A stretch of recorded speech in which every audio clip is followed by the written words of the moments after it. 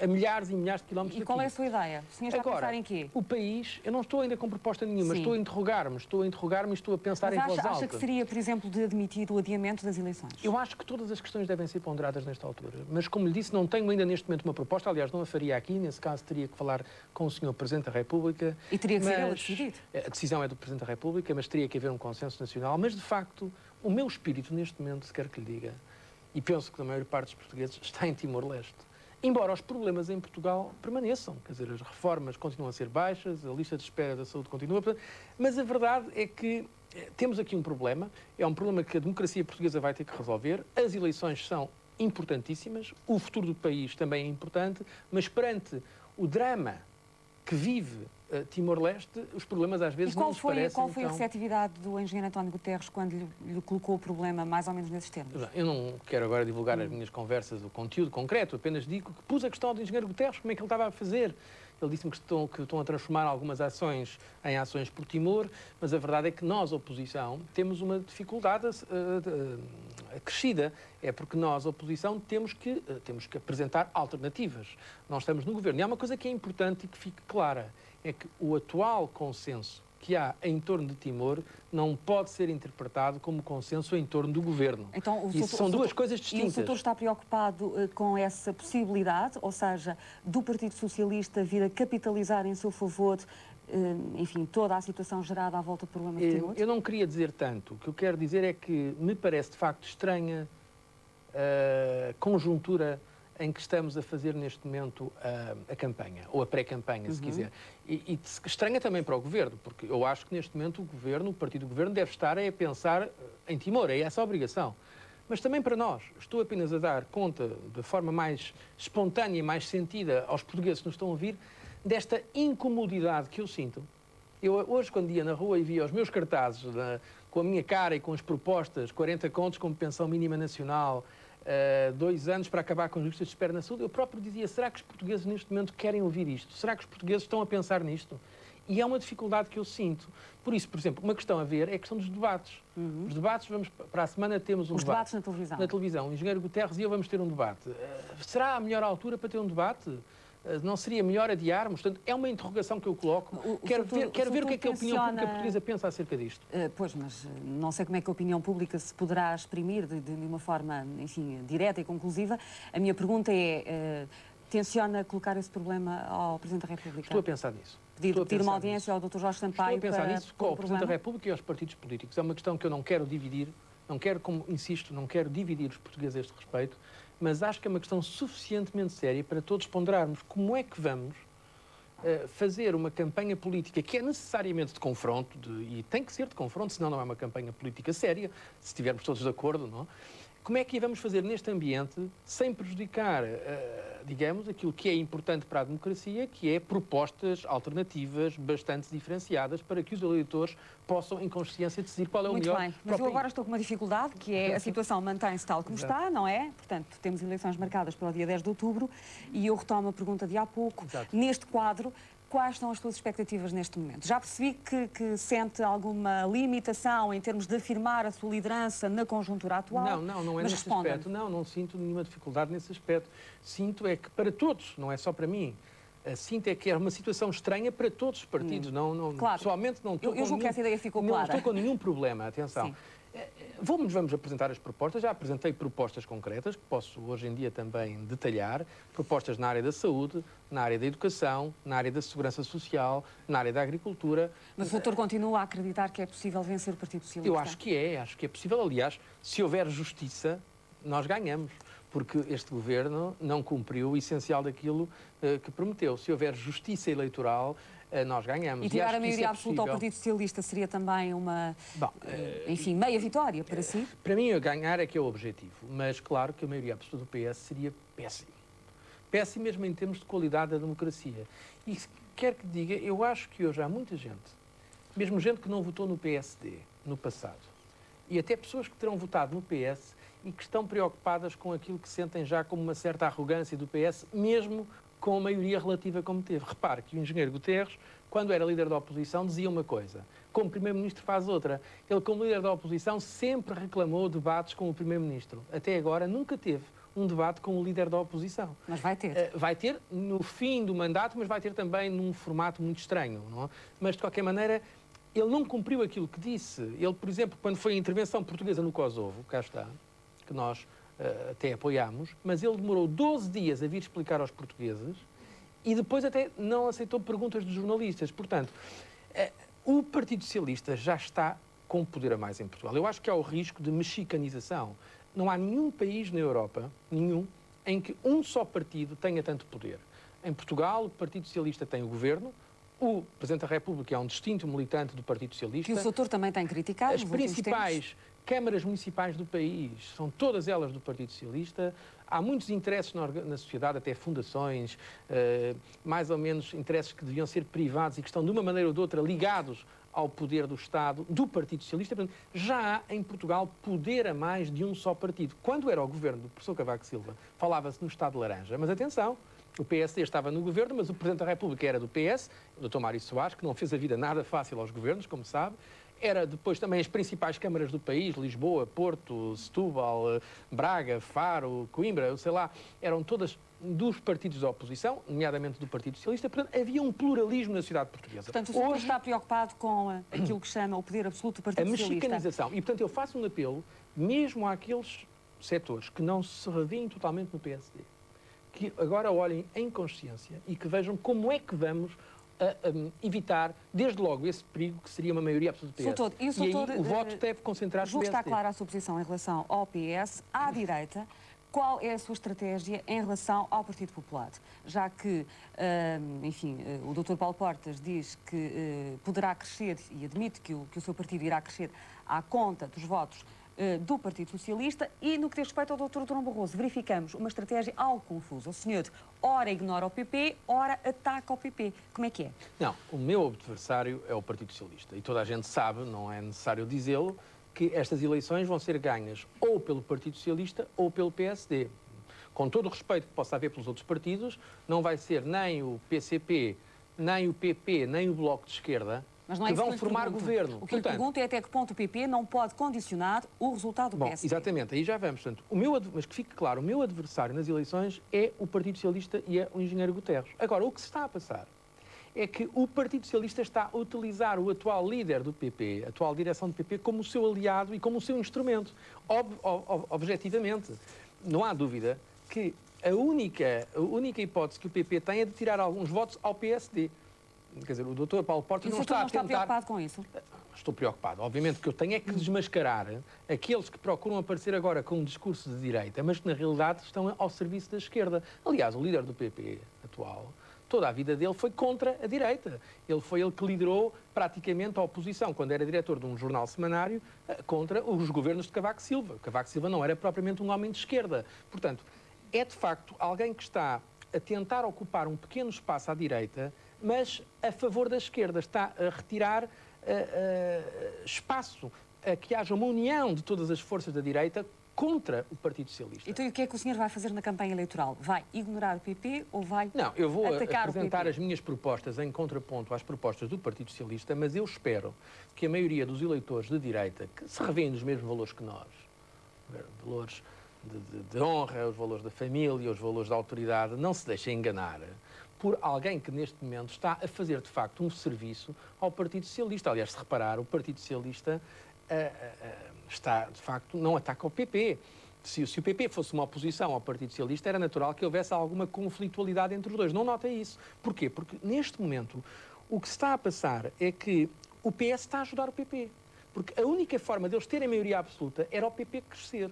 Porque o PP crescendo não tinha muito mais votos, muito mais deputados, porque na maior parte dos casos... O Dr. Paulo Portas diz exatamente o contrário. É exatamente o contrário do que deixa, provavelmente, os eleitores bastante confusos, porque cada dirigente partidário tem a sua argumentação. A minha palavra, penso desculpa, tem um peso que não tem a do líder do PP. Alguém que não tem a menor credibilidade, que disse tudo e o seu contrário, que atacou de todas as maneiras mais vergonhosas os líderes do PSD, andou anos e anos a fazer uma campanha contra as forças da direita em Portugal e que agora aparece, digamos, transfigurado como líder da direita. Por amor de Deus, portanto, há uma diferença total de credibilidade. Portanto, e a verdade é esta, é que o PP dados ao PS, em quase todos os círculos, com exceção de um, em todos os círculos, se o PP crescer, o que isso quer dizer é que cresce à custa dos votos do PSD e vai dar Viseu. Viseu em que pode estar em disputa um deputado entre nós e o PP e, portanto, ficará, digamos, do lado da direita. Mas nos outros círculos todos, o que se passa é que o próximo deputado estará naturalmente em luta entre o PS e o PSD. Doutor, vamos então às propostas do PSD. Aquilo que nós temos verificado é que todos os partidos se apresentam aos portugueses com um sem número de promessas em praticamente todos os setores, segurança social, saúde, educação, fiscalidade, etc. Ora, eu pergunto-lhe, nas questões essenciais, em que é que se distinguem as promessas do PSD das dos demais partidos? Bom, desde logo, nós fazemos propostas quantificadas, calendarizadas. O PC e o PP também as fazem quantificadas e calendarizadas. Mas o PC e o PP não têm a menor hipótese de formar governo. Portanto, eles até podem propor o dobro daquilo que propõem. Porque, quer dizer, se algum reformado, se algum pensionista pensa que é por causa de votar no PP que vai ter aquelas reformas, está enganado. Porque é óbvio que o PP não vai formar governo. Portanto, é um voto perdido, é um voto inútil. Quem é que vai formar governo? Ou forma governo o PS, ou forma governo o PSD. Se o PS formar governo, o que é que eles vão fazer? Não se sabe. O engenheiro Guterres já disse que não vai apresentar propostas quantificadas, que vai fazer propostas, aquelas propostas dos políticos em que ninguém acredita, que é mais justiça social, mais desenvolvimento, mais progresso. Todos dizem o mesmo. Eu estou a introduzir uma inovação que é objetivos concretos. 40 contos de pensão mínima nacional. Apoio por ano a cada agricultor mínimo de 300 contos. 2 anos para acabar ou reduzir a uma expressão mínima as listas de espera na saúde. Redução em média dos impostos, isto é, do IRS, para os contribuintes portugueses. E ainda um plano especial de urgência na matemática e nas ciências. Portanto, objetivos concretos. E aquilo que se diz em relação às propostas do PSD é que, aliás, o Primeiro-Ministro e o Ministro das Finanças saíram logo a reagir às suas propostas, dizendo que elas que eram irrealistas, que eram de uma grande irresponsabilidade. Eu colocava perante uma outra proposta do PSD, que é a seguinte: garantir que todos os serviços com contactos com os cidadãos estejam abertos 10 horas por dia. Ora, o Dr. Durão Barroso disse que um dos seus objetivos, para conseguir justamente realizar as promessas que fez, era diminuir as despesas correntes. Com uma medida desta natureza, o senhor ainda vai mais aumentar a despesa do Estado, porque os serviços abertos 10 horas por dia, isso significa das duas uma, ou as pessoas fazem horas extraordinárias, ou então é necessário o Estado contratar mais funcionários. Horário, como é que é? Horário flexível, é perfeitamente possível. O que se passa hoje é que é incrível, é que a pessoa, antes de chegar ao seu local de trabalho, não pode ir tratar das questões com o Estado porque estão fechados os serviços. Depois sai, também já estão fechados os serviços. O que é que isto quer dizer? Quer dizer que a pessoa falta. Ou se a pessoa não falta, arranja uma forma qualquer. Portanto, o Estado, o país, está a perder hoje com o atual sistema. O que eu proponho é que os serviços estejam 10 horas. Por exemplo, se começam às 9 da manhã, estão abertos até às 19 horas. Se começam às 8, até às 18. E que haja horários flexíveis. Portanto, não seriam 10 horas seguidas? Não, isto para os serviços de atendimento ao público, não é para todos os serviços. Portanto, com o atual número de funcionários, que eu acho razoável, não vou cortar, nem vou aumentar, mantém-se o mesmo número e não há por isso maior despesa, há maior facilidade no atendimento aos cidadãos, o que faz ganhar toda a gente. Ganham os cidadãos, que têm assim os serviços abertos, ganham também os funcionários que vêm outra das tuas ideias é, obviamente, manter o rendimento mínimo garantido. O senhor diz, portanto, que ele deverá ser mantido, mas melhorado. Melhorado como? O que se está a passar hoje em dia, eu globalmente apoio o rendimento mínimo garantido. Acho que é uma medida que se justifica. Só que... Foi uma boa medida do PS. Foi uma medida que não tenho dificuldade em reconhecer como positiva. Eu não pretendo agora dizer que tudo o que o Governo fez foi mau e que tudo o que nós fazemos é bom. Eu procuro evitar, digamos, o manicaísmo em política e até acho que isso é uma coisa importante para o debate ser sério. Agora, o que se está a passar com o rendimento mínimo garantido é que há, de facto, casos em que se justifica, gente que não tem nada e, graças a isso, pelo menos tem um mínimo dos mínimos, mas há casos em que as pessoas estão a utilizar isso não numa lógica de reinserção, que é a lógica do rendimento mínimo, que é dar dinheiro para as pessoas se prepararem, mas para ficarem permanentemente numa situação de assistidos. Ora, para além de haver fraudes, eu sei, por exemplo, já vi casos em que há pessoas que são, digamos, nómadas e que se inscrevem no norte, inscrevem-se no centro, inscrevem-se no sul. Mas isso tem que ser detectado pela fiscalização, tem que ser reprimido. Agora, portanto, quando diz melhorar o rendimento mínimo, não é aumentar o valor do rendimento mínimo? Só aumentar em função, digamos, da inflação. Mas o meu objetivo era melhorar o sistema de maneira a que haja uma lógica mais de reinserção das pessoas para a vida ativa, de formação, para que elas deixem de precisar do rendimento mínimo. Portanto, o que é importante é que o rendimento mínimo seja visto não como um rendimento definitivo, mas como uma ajuda temporária para que as pessoas vão trabalhar. Porque a verdade é que há muitos casos em que em Portugal se procura trabalho e não aparecem pessoas para trabalhar. A verdade é essa também. Talvez seja um bocado impopular eu dizer isto, mas é verdade. Eu tenho estado em contacto com muitos empresários que me dizem nós queremos gente para trabalhar e não encontramos. Mas isso provavelmente terá a ver com outras razões, com formação profissional, exatamente. Em algumas áreas. Por isso é que o rendimento mínimo deve ser mais focalizado e mais dirigido para dar rapidamente uma formação às pessoas que depois vão para o mercado de trabalho, porque não é digno também. É melhor ter rendimento mínimo do que uma pessoa a morrer à fome, com certeza. Mas não é digno uma pessoa estar a viver permanentemente à custa do rendimento mínimo. Doutor Durão Barroso, por variedíssimas vezes o governo do Partido Socialista foi acusado de ter privatizado quase tudo. Ora, agora lendo o programa de governo do PSD, verifica-se que aquilo que ainda não está privatizado, os senhores propõem-se completar esta obra. Ora, eu pergunto-lhe se não acha necessário que alguma coisa fique nas mãos do Estado. Eu acho que sim, alguma coisa sim. Mas, por exemplo, eu acho que na maior parte dos casos, em termos económicos, a gestão privada é mais eficaz, mais eficiente que a gestão pública. E não vejo razão para os contribuintes estarem a suportar as despesas inúteis de uma má gestão do Estado, que aliás escolhe as pessoas por critérios partidários ou outros. Por exemplo, TAP. A TAP é um escândalo que se está a passar com a TAP. A TAP, que era uma grande companhia portuguesa, aliás, nós tínhamos orgulho na nossa companhia aérea. Mas o processo da privatização da TAP está em curso, está em curso, mas, em primeiro lugar, não é concluído. A TAP, que valia muito, hoje em dia não vale pouquíssimo, segundo toda a gente sabe, e é uma vergonha que está a passar naquela companhia. Mas o que eu gostava de saber é se não vê o risco de se venderem, permita-me a expressão, as pratas da casa e depois ficamos sem as pratas e ficamos sem dinheiro, porque ele também desaparece, não é? Por exemplo, há uma proposta que eu faço, que é polémica, mas que me parece justa, que é abrir o capital da Caixa Geral de Depósitos em 49%. um terço.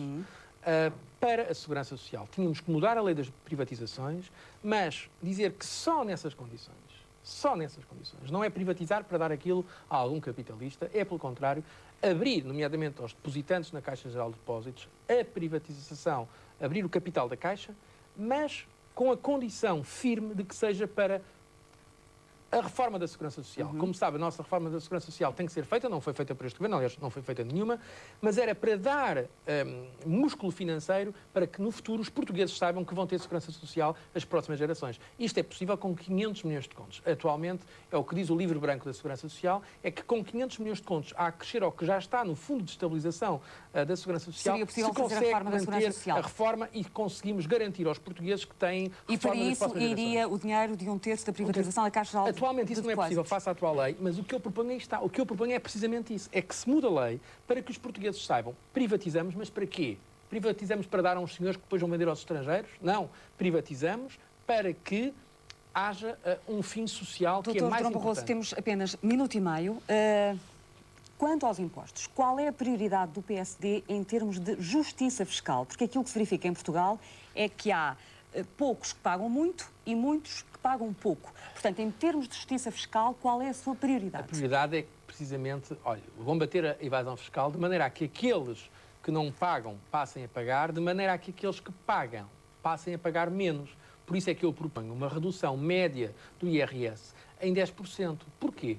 Porque quem paga IRS hoje em dia são aqueles que não conseguem fugir, são normalmente os trabalhadores por conta de outra. Mas deixe-me recordar-lhe que o PSD, nesta legislatura, votou contra a coleta mínima. Pergunto-lhe, se fosse hoje, e consigo à frente do partido, admitia rever a sua posição em relação à coleta mínima? Não, mantenho essa posição. Acho que a coleta mínima e outras formas são, de alguma maneira, arbitrárias e não são elas que conseguem garantir a justiça fiscal. Compreendo a lógica por trás, mas não me parece o melhor caminho. O melhor caminho é, de facto, a fiscalização a sério, até às últimas consequências, para fazer que aqueles que não pagam passem a pagar, de maneira a aliviar. E o que é que se passou? Nestes últimos anos, houve alguns ganhos na luta contra a evasão fiscal, mas houve a redução dos impostos para os que pagavam? Não. Pelo contrário, tem-se vindo a aumentar a carga fiscal. O que eu proponho é que os ganhos na luta contra a evasão fiscal sejam aplicados na redução das contribuições daqueles que pagam. Porque hoje em dia quem paga são os trabalhadores por conta de outrem. Ora, é muito mais difícil fugir, vamos ser francos, essa é que é a razão. De maneira por isso é que eu proponho uma redução média de 10%. Mas, por exemplo, alguém que ganha por ano 1.300 contos teria uma poupança de 17%. Alguém que ganhe muito mais do que isso tem uma poupança já à volta de 6, 7%. Por isso é que a média é que é uma média de poupança de 10%, que me parece justo. Porque mas continuamos a falar da tributação sobre os rendimentos de trabalho e em relação à evasão fiscal, os partidos têm muita dificuldade em concretizar medidas, provavelmente, não sei, para não atacar determinado tipo de interesses instalados. E o Dr. Durão Barroso, por exemplo, opõe-se, continua a opor-se à quebra do sigilo bancário, Sim. que é uma ideia já admitida, como sabe, pelo professor Cavaco Silva. Não, a quebra do sigilo bancário, a meu ver, não é possível enquanto não for tomada em toda a zona euro. Porque o que se passa é que alguns países aceitam isso, mas outros não aceitam. E, portanto, o que nós teríamos em Portugal era uma fuga de capitais maciça. Aliás, já há uma grande fuga de capitais de Portugal. Hoje em dia, muita gente tem o dinheiro lá fora. À semelhança, aliás, do que acontece em muitos outros países. Exatamente. Mas o que se passa é que nós, em Portugal, temos um problema adicional. É que nós tivemos uma revolução. E houve nacionalizações, houve confisco da propriedade. Portanto, os nossos meios capitalistas, digamos assim, ainda estão traumatizados. Se nós agora começamos com uma perseguição ao nível das contas bancárias, posso garantir-lhe que o dinheiro vai lá para fora num instante. Portanto, enquanto a Irlanda, o Luxemburgo e outros países não praticarem isso, eu acho muito difícil. Era bom que pudéssemos praticar isso, mas não é ainda realista fazê-lo. Mas sabe que hoje em dia a maioria dos especialistas em fiscalidade é unânime em considerar que essa é uma das medidas indispensáveis para justamente se combater a evasão fiscal. Bem, se é a maioria, não é unânime, quer dizer que é uma maioria só. Sim, pronto, mas realmente são muitas as vozes há muitas que surgem opiniões a favor e há opiniões medida. contra. Eu ouvi opiniões a favor e ouvi opiniões contra. Como lhe disse, eu seria também favorável e apoio-a desde que seja tomada no quadro europeu. Quer dizer, se os países todos da zona euro disserem vamos fazer isto, muito bem. Agora, não me parece que isso seja execuível nos tempos mais próximos. Dr. Durão Barroso, as suas medidas de natureza fiscal, nomeadamente, e todas as outras, têm em conta o cenário que alguns dos economistas começam já a admitir, o de que, enfim, daqui por 2 anos estejamos numa conjuntura económica muito mais desfavorável, nomeadamente com o aumento das taxas de juro, ou seja, aquilo que eu lhe pergunto é se as suas medidas não poderão pôr em causa o rumo da economia portuguesa. As minhas medidas são possíveis de aplicar e eu tenho na minha equipa, além de pessoas que foram ministros das Finanças, ministro da Economia, governador do Banco de Portugal, Estado das Finanças, Estado do Tesouro, posso lhe garantir que foi visto tudo com as pessoas de maior rigor orçamental em Portugal que eu conheço, muito maior rigor que o atual governo, e foram vistas à lupa e são possíveis, desde que haja uma grande contenção do Estado no que diz respeito ao aumento da despesa pública e desde que haja sucesso na luta contra a evasão fiscal. São execuíveis para qualquer conjuntura económica. Mas é óbvio que, como disse, há o risco da conjuntura económica em Portugal mudar. É por isso que eu tenho dito que há uma prosperidade aparente hoje em dia em Portugal. E o Governo, em vez de tomar as medidas necessárias para prevenir o que vem aí, não, continua a dizer que vai tudo bem e há em Portugal neste momento uma alegre irresponsabilidade. A verdade é que há uma prosperidade aparente que assenta num consumismo infrena que foi facilitado pela descida das taxas de juro. Mas as famílias endividaram-se, a própria banca portuguesa está-se a endividar, está a ir buscar dinheiro lá fora para conseguir dinheiro para financiar todo o sistema de consumo. Você está preocupado em Portugal. com o endividamento das famílias portuguesas? Estou preocupado. Acho que já passou o limite, é contra a nossa tradição, não é, como diz o Governo, um sinal de grande confiança no futuro, pode ser uma vulnerabilidade, porque nós tivemos um crescimento estes últimos anos, é verdade, mas foi um crescimento induzido mais pelo consumo do que pela produção. Foi um crescimento muito induzido pela procura, nomeadamente procura externa. Nós hoje temos um déficit externo que bate todos os recordes em Portugal. E nós estamos a perder competitividade. O que é importante para a economia portuguesa é manter a competitividade. E hoje em dia Portugal está a perder competitividade, como mostra, por exemplo, a queda do investimento estrangeiro em Portugal. Portanto, Portugal é menos competitivo. Isto é que são problemas estruturais. E quanto a isto é que nós não vemos o Governo apresentar uma ideia de futuro. Dr. Durão Barroso, o nosso tempo chegou ao fim. Agradeço a sua presença neste espaço, que é concluído amanhã com a entrevista ao Primeiro-Ministro e Secretário-Geral do Partido Socialista, António Guterres. Chamo também a sua atenção para uma declaração do presidente norte-americano Bill Clinton sobre a situação em Timor-Leste, declaração essa que poderá acompanhar a partir das 22 horas no Jornal 2. Pela minha parte é tudo. Para todos, muito boa noite.